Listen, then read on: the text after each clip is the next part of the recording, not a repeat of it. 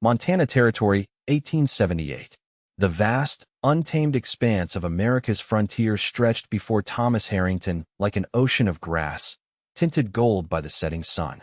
He sat astride his Mustang at the ridge overlooking Paradise Valley, watching a herd of wild horses gallop across the plain. At 25, Thomas had already spent nearly half his life in the saddle, his lean frame and sun-bronzed face a testament to years working cattle drives from Texas to Montana. Despite his youth, his eyes carried a wariness born from witnessing the unforgiving nature of frontier life. "No place for sentiments out here," he muttered to his horse, a habit formed from too many solitary rides. "Just you and me, Justice. That's how it stays." Thomas had built his life around a simple truth. The frontier was no place for attachments. Men who opened themselves to love inevitably found themselves broken by loss. He'd seen it happen too many times. Friends who'd built something with someone, only to have it ripped away by disease, accidents, or the violence that seemed woven into the very fabric of frontier existence. What Thomas wanted was straightforward enough: to build his small ranch into something sustainable, to tame a piece of this wild country on his terms, and above all, to remain unfettered by the complications of the heart. Independence was survival. As he guided Justice down the ridge toward his modest homestead, Thomas couldn't help but notice the empty spaces, the absence of laughter around his dinner table, the cold side of his bed, the silence that greeted him each evening. But he pushed these thoughts aside. Loneliness was the price of survival in a land that took more than it gave. The next morning dawned clear and bright as Thomas rode into the small settlement of Whitewater Creek. The town had sprung up almost overnight when silver was discovered in the nearby hills 2 years prior, now boasting a general store, saloon, blacksmith, and even a small hotel. Thomas came to town rarely, preferring the isolation of his homestead, but supplies were running low.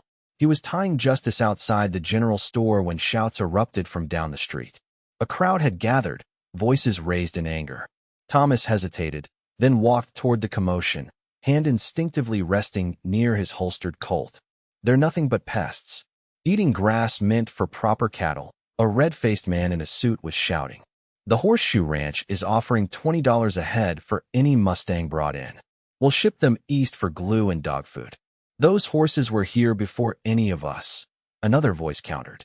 "They've got as much right to this land as we do." Thomas lingered at the edge of the crowd, listening. The Mustang herds had roamed these valleys for generations.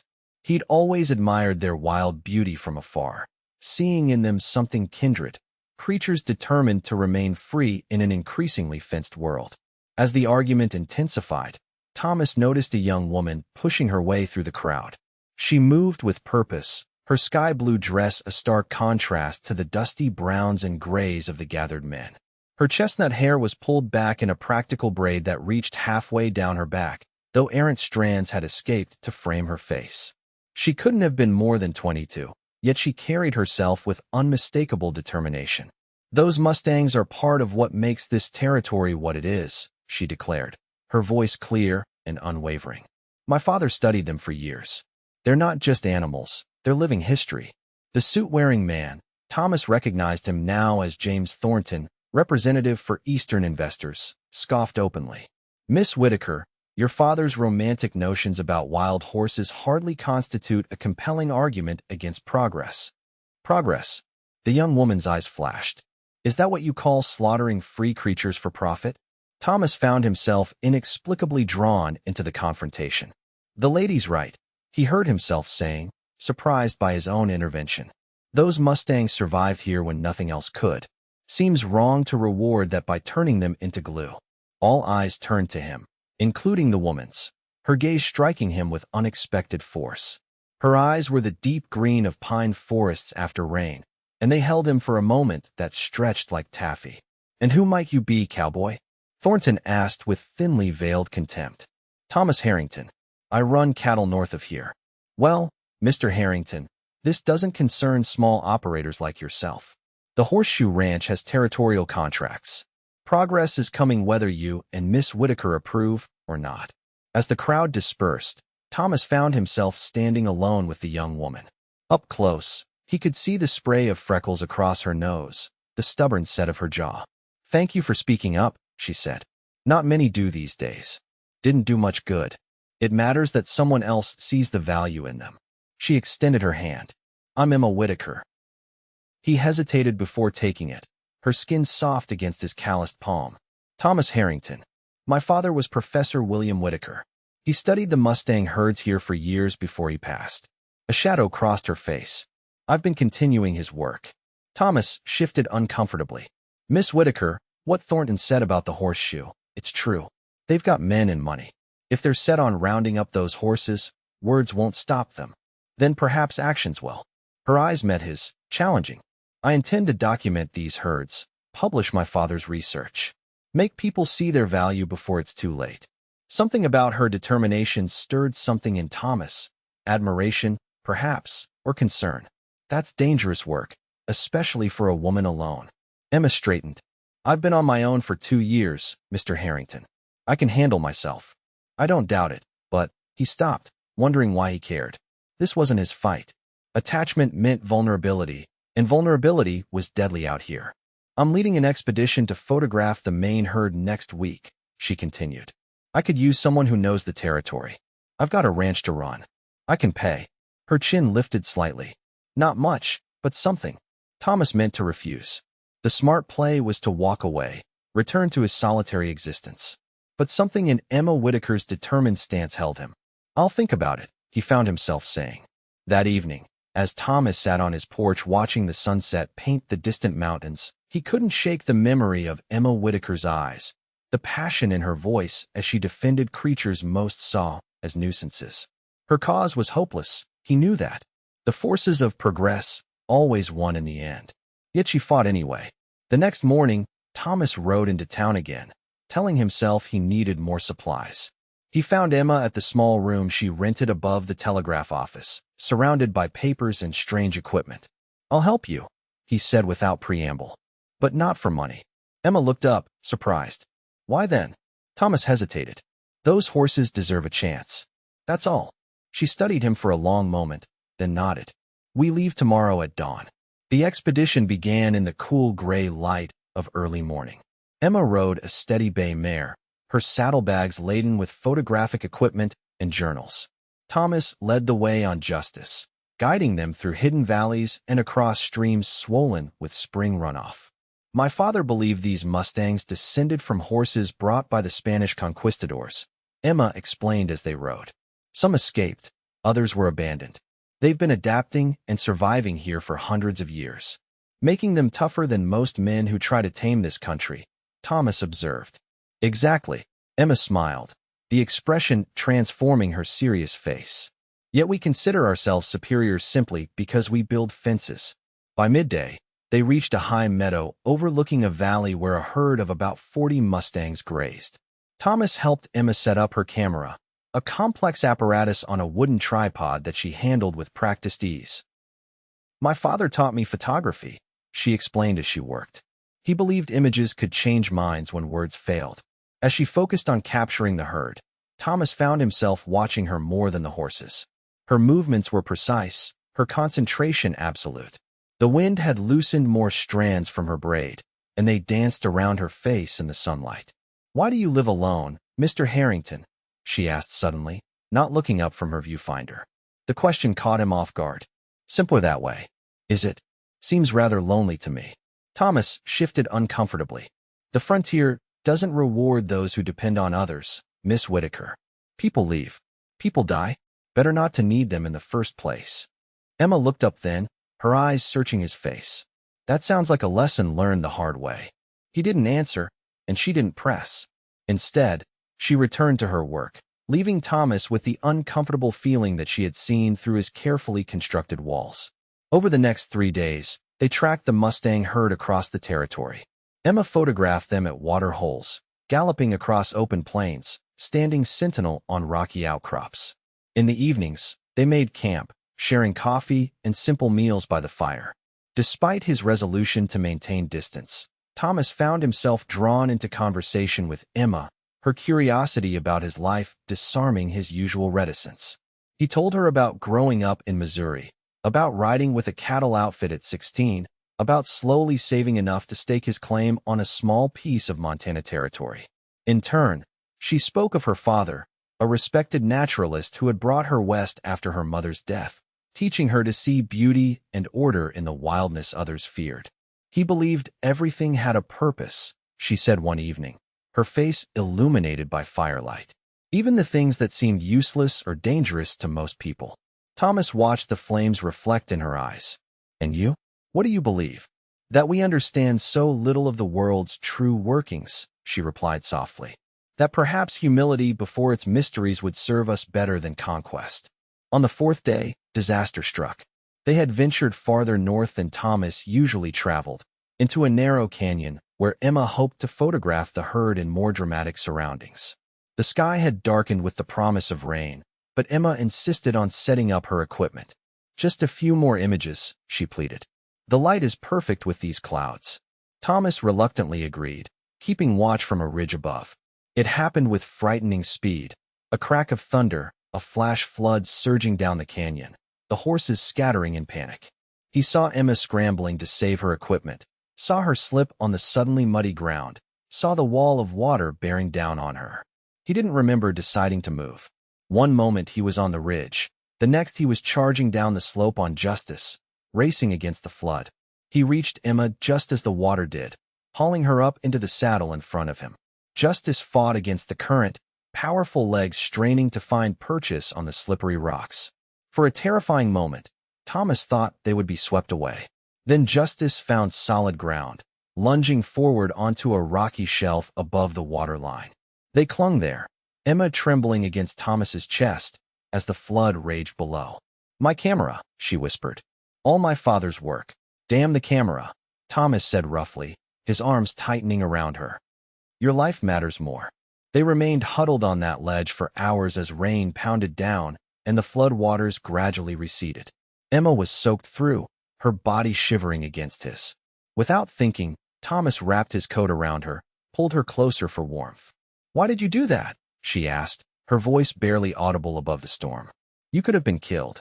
The question pierced through Thomas's carefully constructed defenses. Why had he risked everything for this woman he barely knew? The answer terrified him more than the flood had. "I don't know," he admitted. When they finally made it back to Thomas's ranch, the closest shelter, Emma was feverish from exposure. Thomas lit a fire in the small cabin, found dry clothes for her to change into, and prepared hot broth from his meager supplies. As he tended to her, a strange feeling settled over him.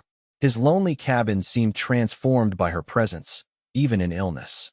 The walls that had always felt like necessary protection suddenly seemed like a prison of his own making. "I've lost everything," Emma murmured as fever dreams took hold. "All his work. All our proof." "Hush now," Thomas said, placing a cool cloth on her forehead. "You're alive. That's what matters." For 2 days, he barely left her side, watching as fever gave way to fitful sleep and finally to clear-eyed wakefulness. When she was well enough to sit up, he brought her tea and the stew he'd prepared. "You've been caring for me all this time?" she asked, her voice still weak. Thomas nodded, suddenly self-conscious. "Couldn't very well leave you to fend for yourself." "No, I suppose not." A small smile touched her lips. "Though it rather contradicts your philosophy about not depending on others." The observation struck him like a physical blow. She was right. His actions betrayed his words. The truth he'd built his life around was crumbling, and in its place stood this woman with her challenging gaze and unwavering purpose. "Perhaps I've been wrong about some things," he admitted quietly. The moment stretched between them, fragile and significant. Then Emma looked away, her face clouding. "I failed them. Without my father's research and the photographs, I have no way to convince anyone that the Mustangs are worth saving." "Maybe there's another way," Thomas said, surprising himself again with his investment in her cause. "I know these herds, their patterns. We could still document them." Hope flickered in Emma's eyes. "You would help me start again?" "Yes," he said simply, acknowledging to himself that his commitment extended beyond the horses to the woman who championed them. As Emma recovered, they began planning. Thomas rode to town for supplies, including paper and pencils for Emma to sketch the horses since her camera was lost. They would track the herds, map their territories, document their behaviors through Emma's skilled drawings. What Thomas didn't anticipate was the response waiting for him in town. Posters had been nailed to every available surface. Mustang Roundup, $20 per head, starts June 15th. The Horseshoe Ranch was moving forward with their plans, and they were recruiting local cowboys for the effort. Worse, Thomas overheard talk in the general store about that crazy Whitaker woman interfering with progress. There were mutterings about teaching her a lesson, suggestions that perhaps her accident in the canyon hadn't been entirely accidental. Thomas gathered his supplies quickly and rode hard back to the ranch, his mind racing. Emma was in danger, not just from the elements, but from men who saw her as an obstacle. And the Mustangs. They had less than 2 weeks before the roundup began. When he returned, Emma was sitting on his porch, sketching the distant mountains. The sight of her there, looking so at home, stirred something profound in Thomas's chest. "They're moving forward with the roundup," he said without preamble. "We don't have much time." Emma's face paled. "How long?" 2 weeks. Maybe less if they gather men quickly."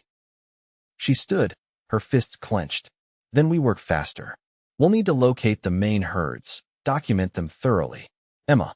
Thomas stepped closer, forcing himself to say what needed saying. "It's not just the horses. There's talk in town, dangerous talk. About you." She lifted her chin. "I'm not afraid." "Well, I am." The admission cost him, but he couldn't hold it back. These aren't men who debate ideas. They solve problems with violence. "So what would you have me do? Abandon the Mustangs to their fate? Hide away while they're slaughtered?" Thomas ran a hand through his hair. "No, I'm saying we need to be smart. And careful." They spent the next days in a frenzy of activity.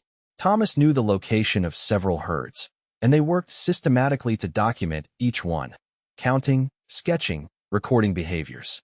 Emma wrote passionately about their family structures, their resilience, their essential role in the ecosystem. As they worked side by side, Thomas felt the walls he'd built around his heart crumbling further. Emma's determination, her intelligence, her compassion for creatures most considered worthless, it all worked on him like water on stone, gradually but irresistibly reshaping him. One evening, as they sat by the fire after a long day tracking a particularly elusive herd, Emma looked up from her journal. "Why did you really agree to help me, Thomas?" "The truth this time." He stared into the flames, weighing his answer. I recognize something in you that I've been running from. A willingness to care deeply, even when it hurts." "And is that so terrible?" she asked softly. "It terrified me," he admitted. "Still does. What happened to make you so afraid of connection?" Thomas was silent for a long moment. "Then, my mother died when I was young. My father, he never recovered. Drank himself to death by the time I was 14. I watched love destroy him completely." Emma moved closer, her shoulder touching his. "I'm sorry. I decided then that the only way to survive out here was to need nothing and no one." "And has it worked?" Her voice was gentle. "Has it made you happy?" Thomas looked at her, really looked at her, her face open and honest in the firelight. "No," he said simply. "It hasn't." The next day brought the discovery that changed everything. They were tracking a small herd in a hidden valley when Thomas spotted something unusual, a stallion with distinctive markings observing them from a ridge. "That's Thundercloud," Emma gasped. "My father's favorite. The one he studied most extensively." The stallion tossed his head, as if acknowledging them, then disappeared over the ridge. They followed, picking their way carefully up the rocky slope. What they found on the other side left them speechless. A hidden canyon, accessible only through a narrow pass, sheltered the largest gathering of Mustangs Thomas had ever seen. Nearly 100 horses of various colors and markings grazed peacefully in the lush valley, protected by natural barriers on all sides. "This is it," Emma whispered, her voice thick with emotion. "This is what my father always believed existed, a sanctuary herd, the heart of their culture." Thomas understood immediately the significance. A place the hunters wouldn't find easily, where the bloodlines could remain pure. They spent hours documenting the canyon herd, Emma filling page after page with observations and sketches. The discovery energized her, reigniting her determination to save these creatures from destruction. "If we can prove this place exists," she said excitedly as they made camp that evening, "prove that these horses have created their own society, their own sanctuary, it still might not be enough," Thomas cautioned. "Thornton and his investors care about profit, not wild beauty. Then we need to make it unprofitable." Emma's eyes gleamed with newfound purpose. We need to find a way to protect this canyon legally. How? My father had contacts in Washington, naturalists, conservationists. If I could reach them, show them what we've found. Thomas considered this. The nearest telegraph office that could send a message that far is in Bozeman. That's 3 days' ride from here. Then I'll leave tomorrow. No. Thomas shook his head firmly. I told you it's not safe for you in town. I'll go. Their argument lasted into the night, but eventually Emma conceded, recognizing the danger she faced from those who opposed her work.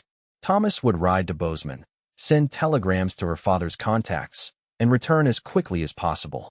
What neither of them acknowledged was the deeper reason for their concern, the feelings growing between them with each passing day, feelings that made the thought of separation newly painful. The morning Thomas prepared to leave, Emma handed him a packet of papers. These are copies of my most important notes and sketches. The originals stay with me. I'll guard them with my life, he promised. Guard your own life more carefully, she replied, her hand lingering on his arm. I've lost too much already. Thomas wanted to pull her close, to tell her how completely she'd upended his carefully ordered existence, but the words stuck in his throat. Instead, he nodded, mounted Justice, and rode away, looking back only once to see her standing before his cabin, her hand raised in farewell. The journey to Bozeman was uneventful, but what Thomas found there chilled him to the bone. The town was filled with cowboys hired for the Mustang roundup, which had been moved up. They were set to begin in 3 days, not 2 weeks as previously announced. Thomas sent the telegrams as planned, then immediately headed back, pushing Justice harder than was wise. He had to warn Emma, had to reach the canyon before the hunters did.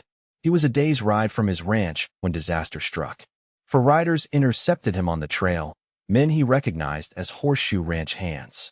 Well now, if it ain't Thomas Harrington, drawled their leader, a hard-faced man called Riker. Heard you've been helping that Whitaker woman interfere with legitimate business. Thomas kept his expression neutral. Don't know what you're talking about. Sure you do. Riker's smile didn't reach his eyes. Word is you found something worth protecting. A special herd, maybe. Ice formed in Thomas's stomach. Someone had been watching them. I'm just heading home after business in Bozeman. Then you won't mind if we take a look in your saddlebags. Heard you might be carrying papers that would interest our employer. Thomas assessed his options. 4 against 1, bad odds. But if they got Emma's documents, they'd find the canyon. Everything would be lost. I mind very much, he said, his hand moving toward his holster. What followed was a blur of violence. Thomas managed to wound one of the men before a bullet grazed his side, sending him tumbling from the saddle. Justice bolted as the men closed in. The last thing Thomas remembered was a boot connecting with his head and Riker's voice. Find those papers. Then we'll pay a visit to the Whitaker woman. Thomas awoke to darkness and pain. He was lying in a ditch beside the trail, his side burning, his head pounding. His horse, money, and weapons were gone. Worst of all, Emma's precious documents had been taken. Groaning, he pulled himself upright. Emma was in danger. The canyon was in danger. And he was miles from help, injured and alone. But Thomas Harrington had survived the frontier by being stubborn. Gritting his teeth against the pain, he began walking, following the trail toward home, toward Emma. It took him nearly a day to cover ground that should have taken hours. By the time he stumbled onto his property, night had fallen again. The sight that greeted him nearly brought him to his knees. His cabin was ablaze, flames reaching into the night sky, and Emma was nowhere to be seen. Emma, he shouted, his voice breaking. Emma, Thomas. Her voice came from behind him, and he spun to find her emerging from the shadows of the barn, a rifle in her hands. Oh my God, Thomas! She ran to him, catching him as his legs finally gave out. They came looking for me, she explained as she helped him toward the barn. I hid when I saw them coming. They burned the cabin when they couldn't find me. In the barn, she helped him lie down on a pile of hay, then examined his wounds by lantern light. You've lost blood, she said, her voice steady despite the fear in her eyes. But I think the bullet just grazed you. They have your papers, Thomas said, gripping her wrist. They know about the canyon. Emma's face paled. When the roundup starts tomorrow, they'll go for the canyon herd first. It's the biggest prize. She was quiet for a moment, her hands still as she processed this information. Then she resumed, cleaning his wound with practiced movements.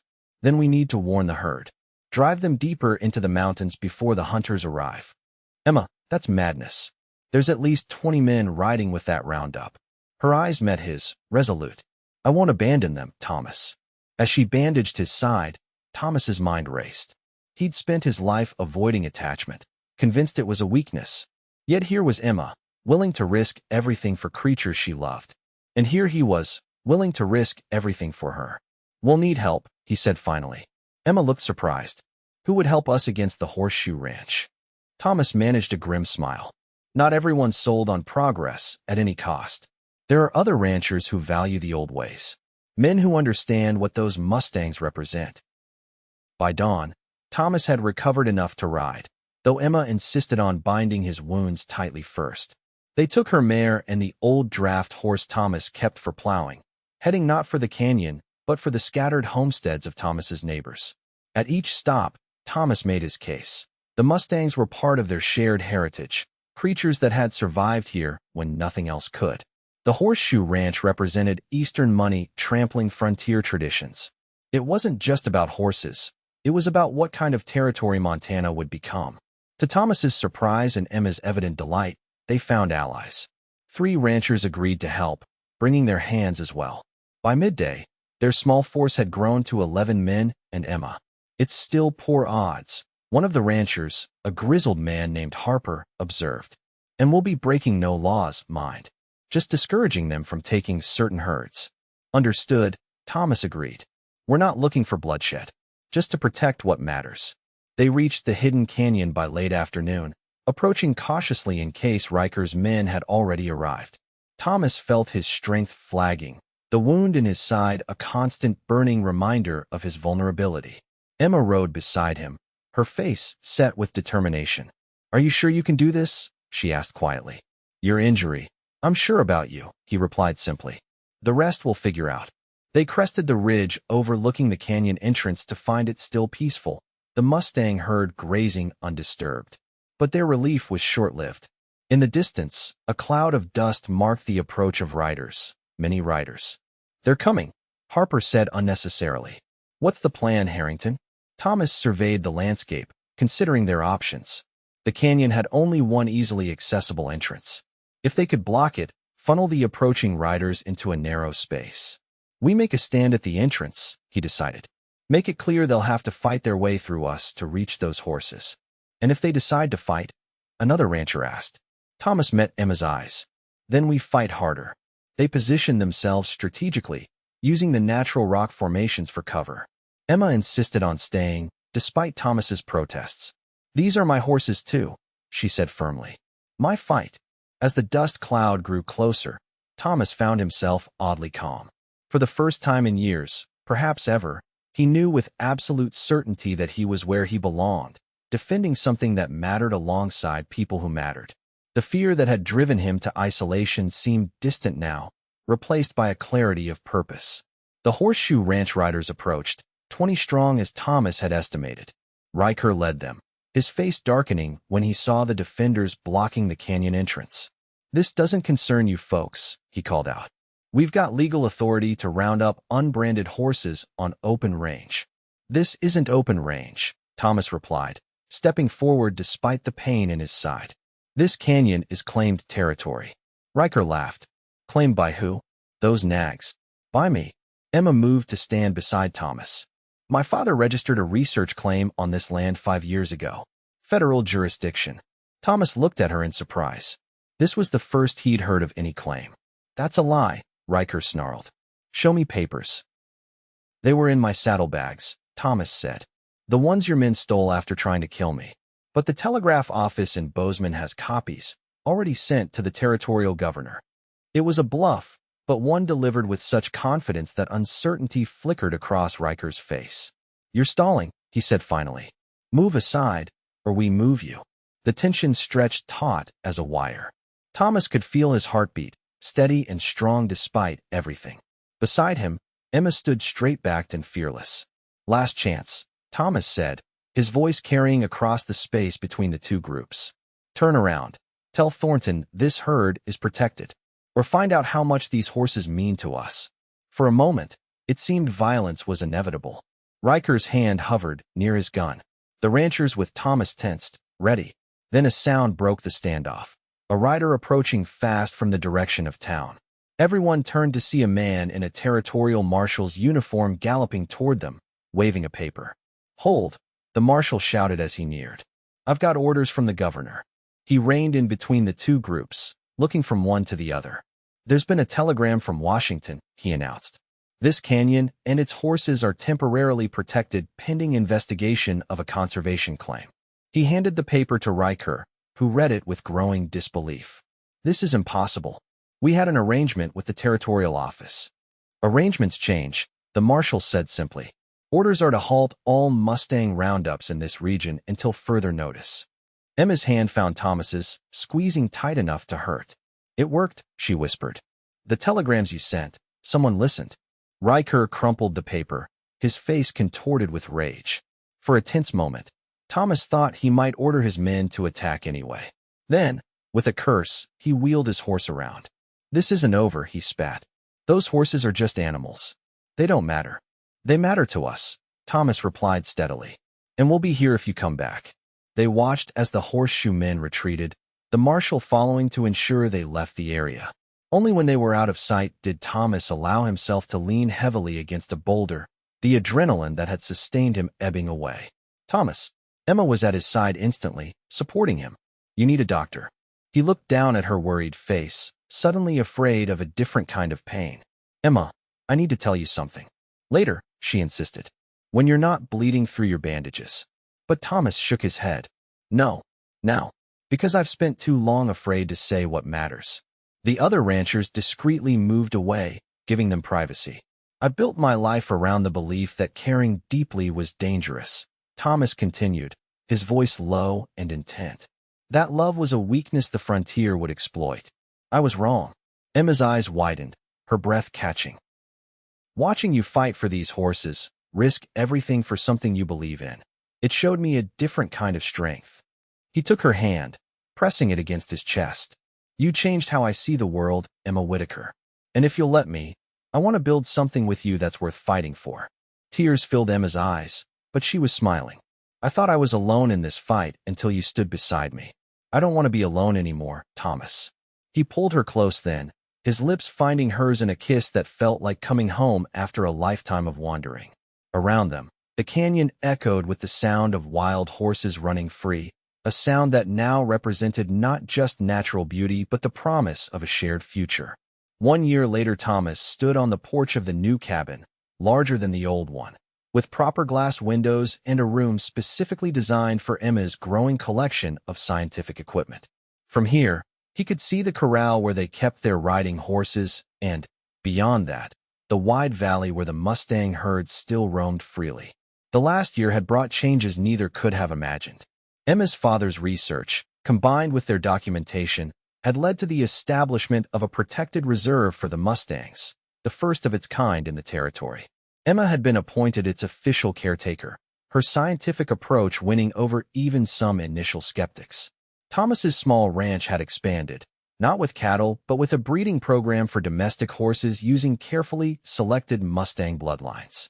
Frontier tough with frontier spirit, he called them, and ranchers were already lining up to buy his stock. Most importantly, the cabin was no longer silent.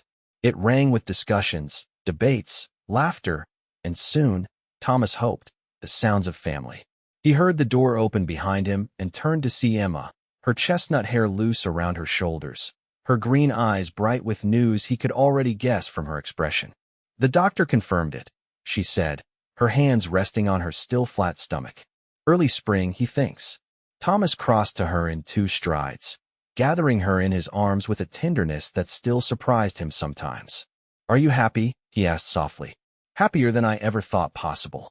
She leaned into him, strong and certain. "Our child will grow up knowing both freedom and belonging. What greater gift could we give?" As if in answer, a Mustang stallion, Thundercloud, now a frequent visitor, appeared on the ridge above their home, his coat gleaming in the setting sun. He watched them for a long moment, wild and free, yet somehow connected to their human story, before turning to rejoin his herd. Thomas held Emma close as they watched the magnificent creature disappear into the gathering dusk, both of them understanding what they had found together, a love as wild and enduring as the frontier itself, and all the more precious for the courage it had taken to embrace it.